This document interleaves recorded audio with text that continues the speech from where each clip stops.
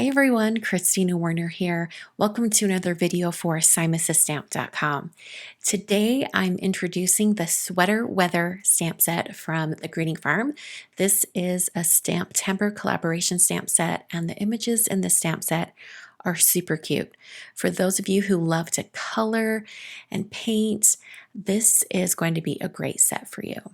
So I'm first starting out by stamping the images I'm going to be coloring in intense black ink from Simon. I'm using this ink in particular because I've chosen to use Copic markers for my coloring today. Copics are an alcohol ink-based marker, so using a Copic-friendly ink is essential for coloring images that are stamped. And what I mean by Copic friendly is that the ink won't smear or bleed or smudge as I start coloring. And just because we are trying to prevent that smearing and smudging, and I did stamp my images twice to get a really solid line, I'm using a little bit of heat to speed up that drying process. Once this ink is dry, it works great with Copics, but if it is a little bit wet, it can smear and smudge, so it's just something to be aware of.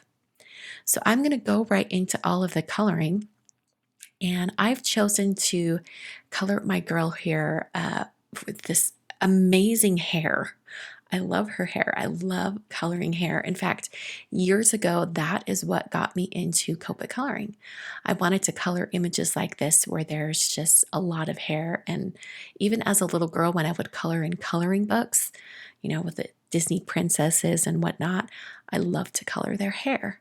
So this is just one of the things that I love to do. So I'm going to spend quite a bit of time coloring her skin and her hair, and then I'll move into coloring the cat, the mouse, and the little cup of coffee or hot cocoa or pumpkin spice latte, whatever you want it to be.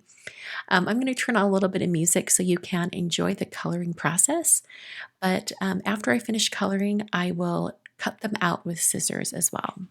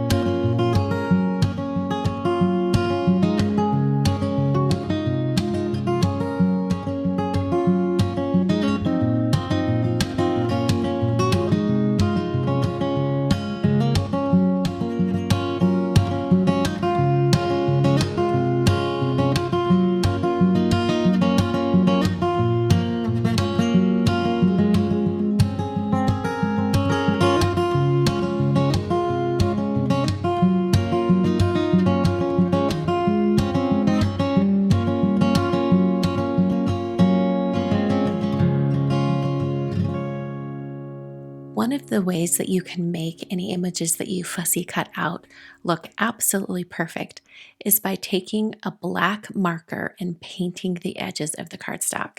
I love to do this with cut out colored images because it makes them look a little bit more finished. I'm going to be using some pattern paper from Honeybee today. This is the Grain and Grunge 6x8 pad that just came out. I'm going to use this one piece of paper in here.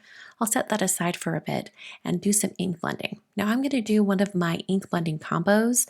You can see all of these combos with the hashtag Christina's Oxide combos over at Instagram. I'm using the mustard seed, ripe persimmon, and villainous potion combo. And at first I thought I would blend it onto a die cut circle, but then I decided to go for a rectangle so that more of the color could be shown.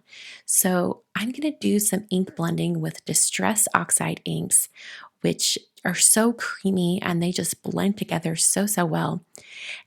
And I particularly loved how these three colors blended together with each other and created different colors when they overlap.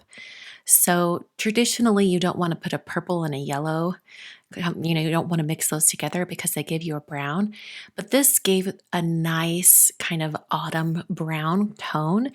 And then the orange and the purple together made it kind of a maroon, which was really pretty. So it's almost like we get two bonus colors thrown in there in the middle. And this kind of swirl of different colors I thought was absolutely beautiful.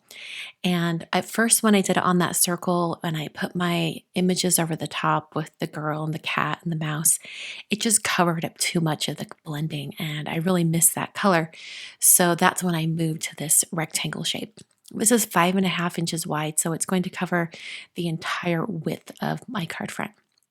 So I'm going to be doing some heat embossing on this panel. So I wanted to make sure it was completely dry, and then I tested it with a white embossing powder to make sure that it was completely dry. I then sort of arranged my card roughly while inside a MISTI, and I kind of got my greeting where I wanted it to go, and then I removed all the images and very carefully took out that card base and moved my blended piece down into the corner of my MISTI. And then was able to put the magnet over that cardstock and then do my stamping. So like I said, I'm doing some heat embossing. So I'm using Versamark ink and I'll just stamp that down and then I can use some white embossing powder and put that over the top.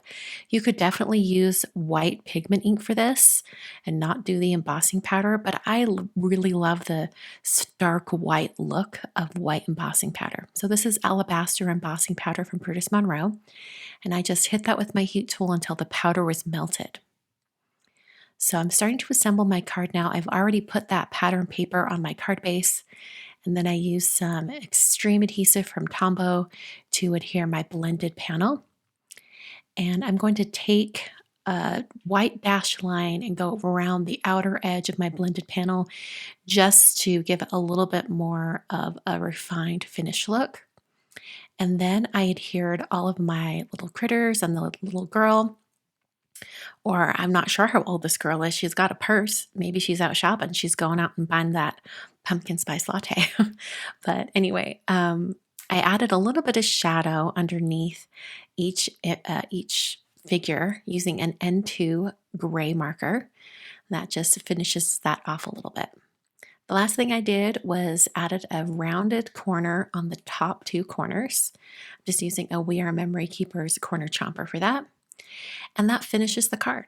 So just a reminder that this stamp set, Sweater Weather, from the Greeting Farm is a STAMPtember collaboration stamp set, which means that once it's sold out, it is sold out and it's never coming back. So if you are a fan of this stamp set, make sure you pick it up now and purchase it before it's sold out.